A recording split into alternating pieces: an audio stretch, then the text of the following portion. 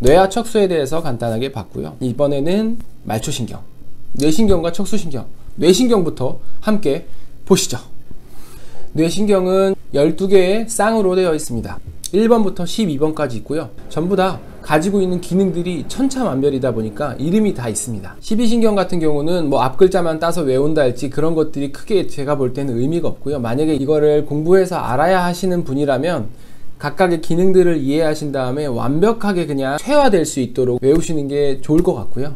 중요하기도 하고 또 기본이 되는 내용이기도 해서 그럴 거고요. 이 12신경은 어떤 기준에 의해서 딱 나눠놓은 것은 아니고 이렇게 앞쪽에서부터 뒤쪽까지 번호를 쭉 매겨놨어요. 그래서 어떤 건 되게 간단한 기능을 하고 어떤 거는 되게 복잡한 기능을 하고 막 그렇습니다. 뭐랄까 같은 레벨이 좀 아닌 느낌이 좀 있어요. 얘네가 도대체 뭐 하는 애들인지 이런 것들을 간단하게 소개를 해드리도록 하겠습니다. 1번으로 나오는 신경은 후각신경, 냄새를 맡는 신경이죠. 약자로는 로마자를 써서 CN1이라고 부릅니다. Cranial Nerve 1번이라는 얘기고요. olfactory nerve라고 하는데 olfaction이 냄새를 맡는 뜻이거든요. 대뇌에서 나와서 코의 위쪽으로 붙어 있죠. 코의 위쪽, 네, 이렇게 붙어 있습니다. 냄새를 유발하는 어떤 그런 입자들이 코 안으로 들어와서 이 신경세포들을 자극하게 되면 머리에서 어떤 냄새가 난다, 이런 것들을 감지하게 되는 감각신경입니다. 똥인지 된장인지 생긴 걸로는 알 수 없으나 냄새를 맡아보고 알 수가 있게 되는 것이죠. 예전에 밸런스 게임이 하나 있었는데 둘 중에 하나를 먹어야 한다면 카레 맛 똥을 먹을 것이냐, 똥 맛 카레를 먹을 것이냐, 여러분의 선택은? 2번 신경은 시각신경입니다. 보는 것을 말하고요. 옵틱 너브라고 부르죠.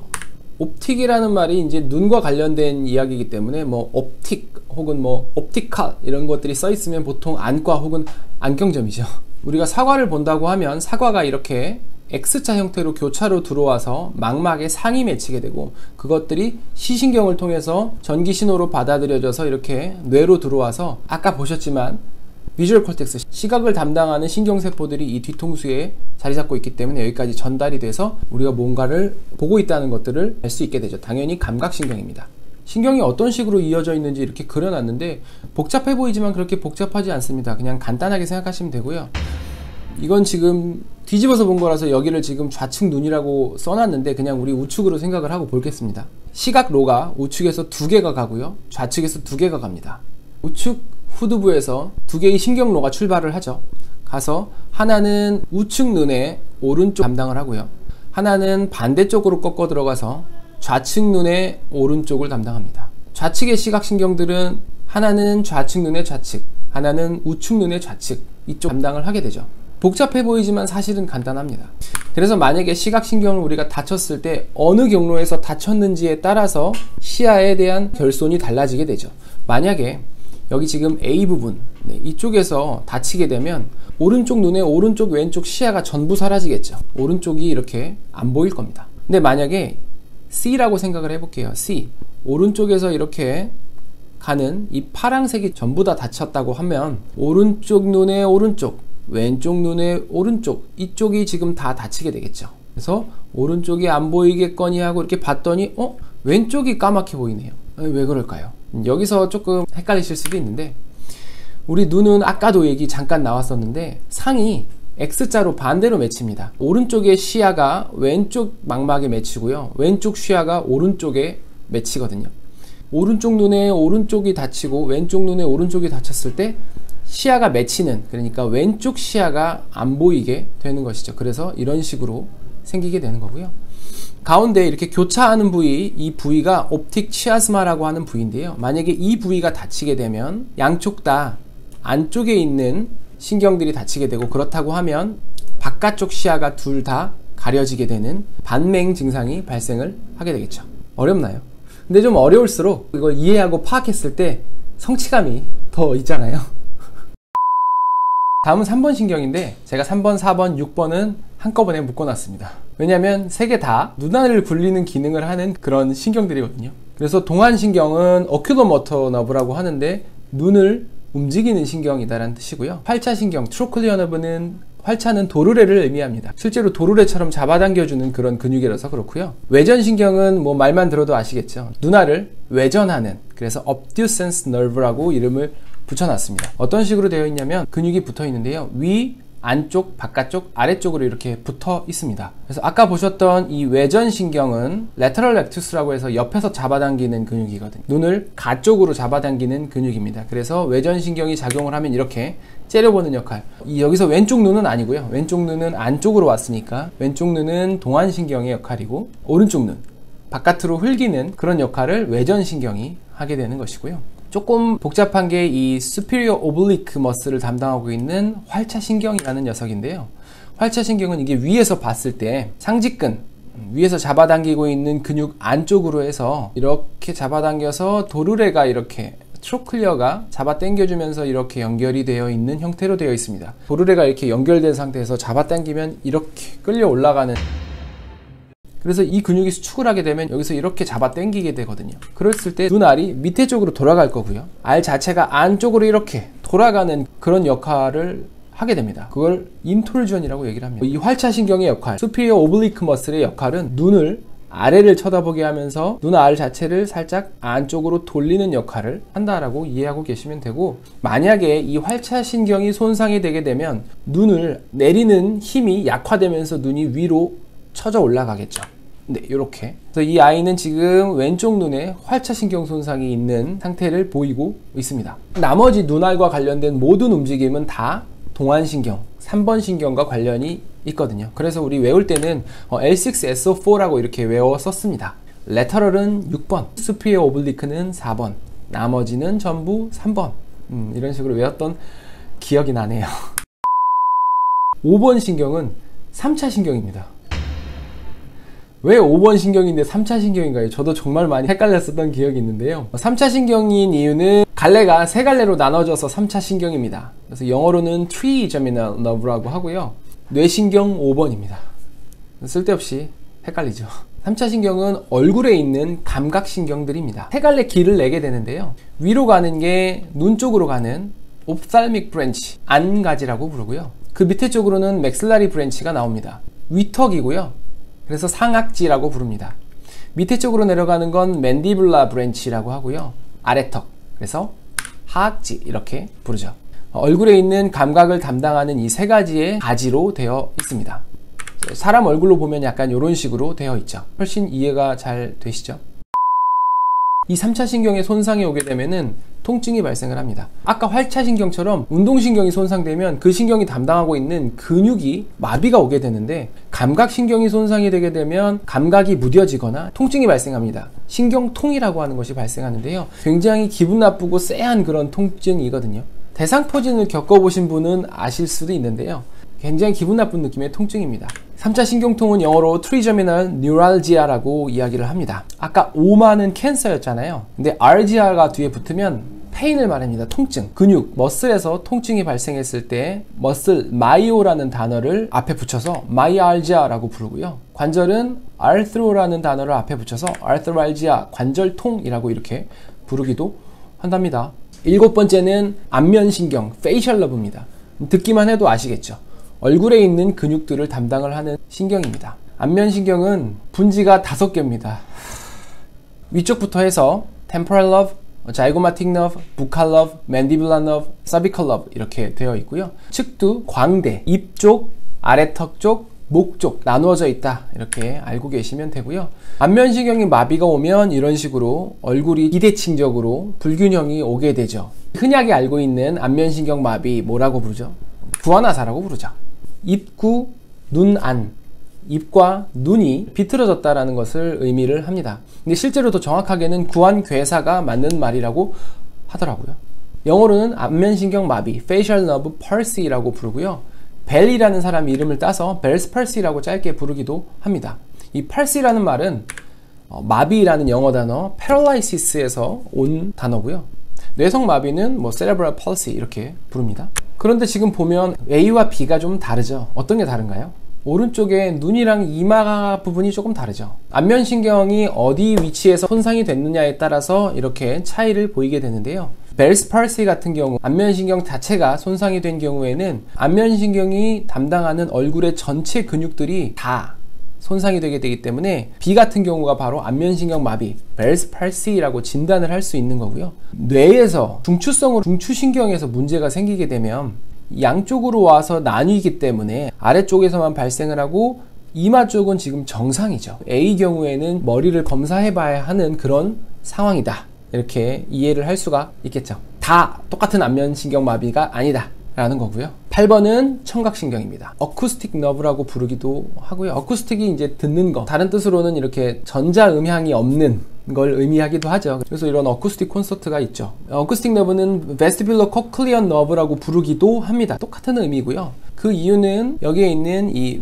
베스티뷸럴과 코클리어에 와서 붙기 때문에 합쳐서 베스티뷸러 코클리어 너브라고 부릅니다. 요 안에 있는 요것만 한번 따로 떼서 이렇게 보도록 하겠습니다. 달팽이관을 코클리어라고 부르고요. 전정기관, 방금 보셨던 베스티뷸, 그리고 이렇게 반쪽으로 생긴 골이라서 반고리관이라고 부르죠. 기능들은 대충 들어보셨죠? 전정기관에는 이석이 들어있어서 평형을 담당을 하죠. 우리가 몸을 뒤로 누웠는지 옆으로 누웠는지를 알 수 있게 하는 게 바로 이 전정기관이 되는 것이고요. 반고리관은 우리 몸의 회전을 느끼는 기관이 됩니다. 그래서 전정기관에 있는 이석이 이렇게 반고리관 쪽으로 잘못 들어가게 되면 어지럼증을 느끼게 되고 그거를 이석증이라고 부르죠. 달팽이관은 소리 신호를 받아서 전달하고 또 효율적으로 증폭시키는 역할을 하는 기관입니다. 한자로는 달팽이 와자를 써서 와우라고 부르기도 하죠. 인공 와우 이런 거 혹시 들어보셨나요? 인공 와우를 통해서 소리를 잘 들을 수 있게 하는 장치가 개발되어 있죠. 다음 9번은 설인신경입니다. 이 설인 아니고요.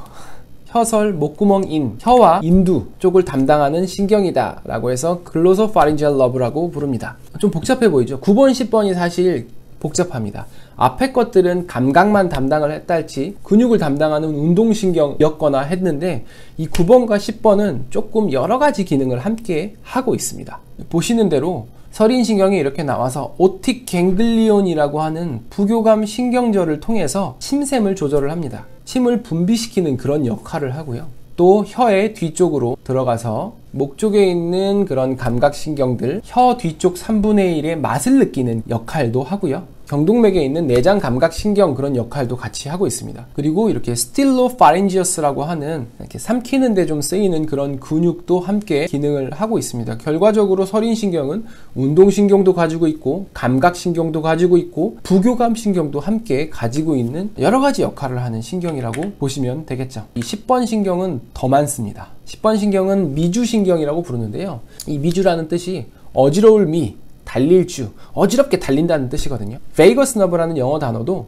베이그하다 라는 것에서 나온 건데 모호하고 방황하는 걸 의미합니다. 실제로 베이거스 너브를 보면 이렇게 목에도 연결되지만 밑으로 내려가서 엄청나게 길게 폐, 심장, 위장, 간, 소장, 대장, 신장, 비장까지 엄청나게 많은 곳에서 부교감 신경의 역할을 하게 됩니다. 왜 어지럽게 달린다고 했는지 아시겠죠? 이렇게 위쪽만 이렇게 간략하게 그림으로 해놓은 건데요. 이런 식으로 베이거스 너브 하나의 큰 통에서 시작을 해서 여러 가지 신경절 그리고 신경들로 나와서 각자의 역할을 하게 되고요. 이 베이거스 너브의 브랜치가 이런 식으로 쭉 나뉜다라고 해서 에이프 스크랩이라고 해서 뭐 이렇게 외운다라고 뭐 써있는데요. 뭐 시험을 봐야 되면 뭐 외우시고요. 여기 있는 후두신경, 상후두신경, 그리고 뭐 되돌이 후두신경 같은 목소리를 내는 데 필요한 그런 신경들도 베이거스 너브에서 담당을 하고 있고, 그리고 이 부교감 신경에 대해서는 가장 큰 역할을 하는 게 바로 베이거스 너브가 됩니다. 뒤에서도 자율신경을 간단히 설명할 때 나오겠지만은 동공을 수축하고 침을 분비하는 그런 역할을 공안신경, 안면신경, 설인신경 이런 것들을 하는 역할을 하지만은 그 외에 몸 안에 있는 장기 쪽에서는 거의 대부분 이 미주신경이 부교감 신경을 담당을 하고 있고요. 이 밑에 쪽에 방광이랑 생식기 쪽에서만 천추에서 나오는 신경이 약간 담당을 해주고 있습니다. 베이거스 너브가 부교감 신경을 전체적으로 크게 담당을 하고 있는 그런 신경이다. 이렇게 이해하고 계시면 되겠습니다. 11번 신경은 액세서리 너브, 보조적으로 이렇게 붙었다라는 뜻의 부신경이라고 하고요. 액세서리 너브는 간단합니다. 두 가지 근육을 담당하는 기능을 가지고 있어요. 하나는 SCM이고요. 하나는 트라페지우스입니다. SCM이라는 근육은 흉골, 스터넘, 클래비클, 쇄골, 귀 뒤쪽에 있는 마스토이드 프로세스 여기인데요. 이쪽이 연결된 근육이라고 해서 스터노 클라이도 마스토이드 머슬, 줄여서 SCM이라고 부릅니다. 이 마스토이드 프로세스를 한글로는 유양돌기라고 부르거든요. 짧게는 유돌. 그래서 흉, 쇄, 유돌 근육, 흉쇄유돌근이라고 부르는 근육이 여기 있는 근육입니다. 아기들 같은 경우에 흉쇄유돌근이 짧아져 있거나 고개가 좀 틀어지는 상태가 있을 수가 있고, 이런 경우 사경이라고 부르죠. 경사질 때 사, 목경자를 써서 목이 기울어진 상태를 이야기를 합니다. 그리고 트라페지우스는 승모근이잖아요. 어깨를 으쓱하는 기능을 합니다. 액세서리를 하고 있으면 어깨가 으쓱해진다. 기억나시죠? 마지막 12번 신경은 설하신경입니다. 이름에서 보시는 것처럼 혀 밑으로 들어가는 신경이다 라고 알고 계시면 되고, 영어도 그대로 hypoglossal nerve 라고 되어 있습니다. 보이는 것처럼 이렇게 나와서 혀 밑으로 신경들이 연결이 되죠. 혀를 움직이는 여러 가지 근육들을 담당을 하고 있습니다. 혀를 움직이는 근육이 많습니다. 아래턱과 이 혀 쪽까지 연결된 이런 근육들을 굉장히 자유자재로 움직이기 위해서는 이 설하신경이 그런 역할들을 해주고 있다. 이렇게 이해하고 계시면 되겠습니다. 12신경 아시겠죠? 다음은 척추신경을 볼 건데요. 아까 보신 것처럼 이런 식으로 척수신경이 척수에서 이렇게 나오게 되는 과정을 보는 건데요. 척수신경은 31쌍이나 있는데 다행히도 다 번호로 매겨져 있습니다. 척추뼈 번호에 따라서 그대로 신경 번호가 매겨져 있는데요. 조금 다른 점이 하나 있다면 신경에는 C8번이 있다는 겁니다. 척추뼈는 C7번, 그 다음에 T1이잖아요. 근데 경추신경은 C8번까지 있습니다. 뼈랑 신경이랑 동일 개수가 있으면 그대로 가면 되는데요. 신경이 한 개가 더 많아요. 1번 척추 위에서부터 시작을 하고 엉치뼈 밑으로 마지막 신경이 나오기 때문에 신경 개수가 하나가 더 많거든요. 경추 1번 위에서 1번 신경이 나오고 경추 1번 밑에서 2번 신경이 나오게 됩니다. 경추 5번 밑에서는 경추 6번 신경이, 경추 6번 밑에서는 경추 7번 신경이, 경추 7번 밑에서는 경추 8번 신경이 나오겠죠. 그 밑에 흉추부터는 자기 번호 순서대로 나오게 됩니다. 흉추 1번 척추 밑에서 흉추 1번 신경, 요추 1번 척추 밑에서 요추 1번 신경, 이런 식으로 나오게 되어 있다. 경추 8번 신경이 존재를 한다라는 거 이해하고 계시면 되고요. 지금 여기 그림에서 보시는 것처럼 척수신경이 쭉 내려가다가 요추 한 1번, 2번 사이쯤 되면 끝납니다. 그리고 그 밑은 이렇게 잘잘한 신경들이 쫙 뻗어 있어요. 마미라고 이렇게 써놨죠. 마미는 말마, 꼬리미, 말꼬리처럼 생겼다라는 뜻입니다. 이 그림에서 보시는 것처럼 이렇게 요추 1번, 2번 사이쯤에서 마지막에 좀 이렇게 원뿔 형태로 좀 커지면서 척수신경이 끝나게 됩니다. 이게 원뿔 형태로 이렇게 마지막에 끝나다 보니까 이 끝나는 부위를 원뿔처럼 콘처럼 생겼다고 해서 코너스 메듈라리스라고 부르고요. 그 밑 말꼬리처럼 이렇게 쫙 돼 있는 거, 이거를 마미, 영어로는 카오다 이키나라고 부릅니다. 라틴어로 말꼬리라는 얘기예요. 뒤쪽에서 봐도 이렇게 진짜 말꼬리처럼 생겼죠. 홀스테일이라고 이렇게 써놨습니다. 척수신경이 이런 식으로 나오면서 경추 1번 신경이 나와서 어디로 가고 경추 2번 신경 나와서 어디로 가고 이렇게 각자 자기 일을 하면 참 좋을 텐데 그렇지가 않죠. 경추 5번부터 흉추 1번까지를 이렇게 보면 각자 제 갈 길을 안 가고 서로 합쳐지고 나눠지고 얽히고 설켜 있습니다. 그래서 복잡해지죠. 이거를 신경총이라고 부르고요. 영어로는 플렉서스라고 부릅니다. 그래서 브라키알 플렉서스라고 하면 이제 느낌이 오시죠. 팔 쪽으로 가는 신경총, 그래서 상완 신경총이라고 부르고요. 요추와 천추 쪽에 모여있는 신경들을 다 합쳐서 럼보세이크랄 플렉서스, 요천추 신경총, 이렇게 부르게 됩니다. 그래서 허리에 디스크나 협착으로 인해서 신경을 압박하게 되면 다리 쪽으로 가는 신경들이 마비되어서 그 기능을 잃게 되면 통증이 오기도 하고 힘이 좀 떨어지기도 하는 그런 현상들이 발생을 하는 게 이제 이해가 잘 되시죠. 말초신경을 간단하게 보면 경추 5번에서 흉추 1번까지 나오는 신경들이 얽히고 설켜서 있는 브라키알 플렉서스가 쇄골 아래쪽으로 해서 이렇게 팔로 연결이 됩니다. 이런 식으로 쭉 내려와서 신경 다발이 이렇게 연결이 되어 있습니다. 이 상완 신경총의 위치, 어디서 합쳐지고 갈라지는지에 따라서 루트, 트렁크, 디비전, 코드 이런 식으로 구분을 해놨습니다. 어떻게 해도 사실 복잡하고 어려운 건 마찬가지인데요. 이걸 조금 더 신경 위주로 보게 되면 이런 식으로 되어 있습니다. 5번에서 분지가 나오면서 목 뒤쪽이나 등 쪽에 있는 근육을 담당하는 이런 신경들이 막 나오고요. 지나가면서 또 6번이랑 합쳐지면서 수피리어 트렁크를 구성을 하고 이 수피리어 트렁크가 또 가다가 갈라지고 그러면서 또 이 미들 트렁크에 또 분지랑 합쳐져서 레터럴 코드가 되면서 또 이게 나오면서 다른 신경들로 이렇게 또 나눠지고 이런 것들이 굉장히 복잡하게 이렇게 얽히고 설켜 있습니다. 이거를 이제 외우기 위해서 이렇게 간단하게 만들어서 이런 식으로 그림으로 외우기도 합니다. 그래서 이런 복잡한 구조물을 지나서 위팔의 대표적인 신경 세 가지는 메디안 너브, 정중신경, 얼라너브, 척골신경, 레디얼 너브, 요골신경, 이렇게 세 가지가 있게 되고요. 팔 쪽으로 내려가면서 어느 신경이 어디 피부의 감각을 담당하는지도 이렇게 나와 있죠. 정중신경만 이렇게 따로 떼서 그림을 그려 놓은 건데요. 팔꿈치를 지나면서 이렇게 많은 근육들의 분지를 하면서 이 근육들을 담당을 하고 있습니다. 보통 그럴 일은 잘 없지만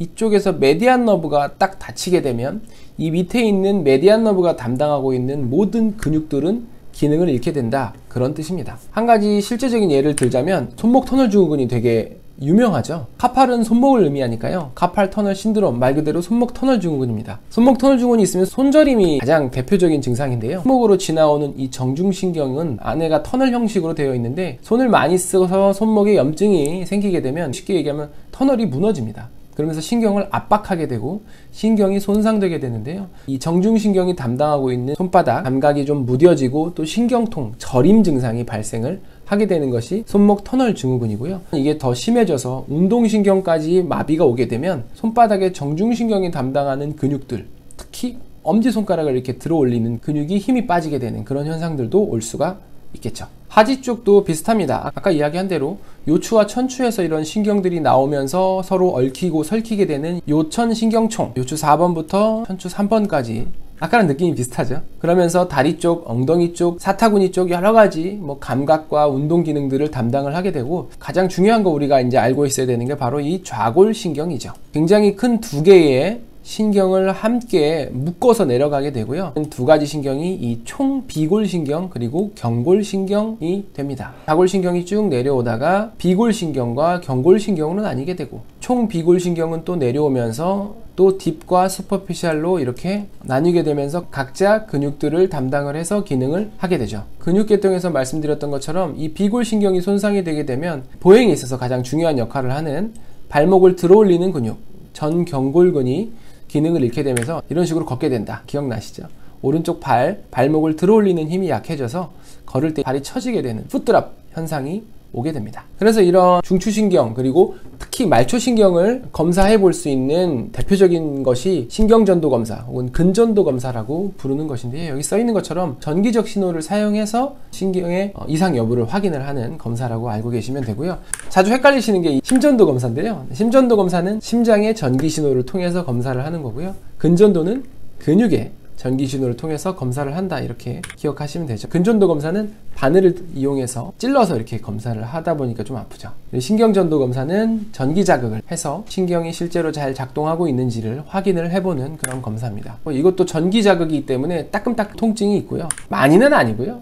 조금 마지막으로는 교감신경, 부교감신경입니다. 교감신경, 부교감신경은 자율신경입니다. 오토노믹 너버스 시스템, 알아서 자동으로 돌아가는 신경이라는 얘기고요. 이거는 우리가 동물이기 때문에 본능적으로 가지고 있는 신경계라고 생각하시면 됩니다. 그리고 이 교감신경과 부교감신경은 서로 밸런스를 맞추고자 작용을 하고 있습니다. 예를 들기 위해서요, 우리가 만약에 사자를 만나게 되면, 아니 이 사자 말고요, 사자를 만나게 되면 굉장히 공포스럽겠죠. 싸우거나 도망치거나 둘 중에 하나를 선택해야 됩니다. 둘 다 어쨌든 무서운 건 똑같죠. 이럴 때는 교감신경이 극도로 활성화됩니다. 엄청나게 예민해지고 집중력이 올라가겠죠. 공공이 커지고요. 침이 바싹바싹 마르면서 털이 쭈삣쭈삣 서면서 심장박동이 굉장히 빨라지고 혈압이 막 올라가면서 혈액순환이 막 될 겁니다. 그런 상태가 바로 교감신경이 활성화되는 상태고, 환경적 요인에 의해서 자동적으로 발생하는 것이지 우리가 어떻게 할 수 있는 게 아니죠. 사실 사자 만날 상황이 지금은 잘 없으니까 다른 예를 좀 들면요, 사람들이 많은 곳에서 이야기해야 할 때 두렵잖아요. 그럴 때 교감신경이 활성화된다 라고 이해하시면 좀 더 아마 빠를 겁니다. 이런 데서 막 노래를 불러야 된다고 생각을 하면 떨리고 뭔가 소화도 잘 안 되고 장 트러블이 발생을 하고 막 이런 것들이 전부 교감신경 활성화에 의해서 발생을 하는 거고요. 부교감신경은 그거랑 완전히 반대입니다. 이완하고 긴장을 풀고 편안하게 휴식을 할 때, 그런 경우 부교감신경의 역할이 되는 것이죠. 이 자율신경계를 얘기할 때 짚고 넘어가야 되는 게 실신인데요. 연예인들 활동하다가 실신했다, 이런 기사들을 접할 때가 있잖아요. 그런 경우 실신의 가장 많은 부분을 차지하는 게 바로 미주신경성 실신입니다. 우리 미주신경은 이미 배웠죠. 10번 뇌신경이요. 육체적으로 혹은 정신적으로 굉장히 힘들고 피곤한 상태에서 면역력이 떨어지게 되면 밸런스가 틀어지면서 부교감신경이 과도하게 항진, 활성화되는 경우가 생깁니다. 그렇게 되면 심장박동이 느려지고 혈압이 일시적으로 떨어지게 되면서 머리로 가는 산소량이 떨어지게 되거든요. 그러면 순간 식은땀이 나고 앞이 흐려지면서 쓰러질 것 같은 그런 느낌이 들게 됩니다. 부교감신경 활성화에 의해서 기절하거나 혹은 기절 직전까지 가게 되는 경우, 그런 경우를 미주신경성 실신이라고 이야기를 하죠. 교감신경, 부교감신경 이제 어떤 건지 이해가 되시죠? 부교감신경은 아까 보셨던 것처럼 뇌신경, 그 중에서 특히 이 미주신경이 굉장히 큰 부분을 담당을 한다라고 알고 계시면 되고, 교감신경 같은 경우는 흉추 1번에서부터 유추 2번까지 교감신경절들이 나와서 부교감신경과 반대의 작용들을 다 하게 됩니다. 그래서 교감과 부교감신경이 서로 항상성을 맞추고 있고 필요할 때 어느 것들이 조금 더 활성화된다 기억하고 계시면 될 것 같습니다. 신경계에 대해서는 이 정도 마무리하도록 하겠습니다. 감사합니다. 구독, 좋아요, 감사합니다.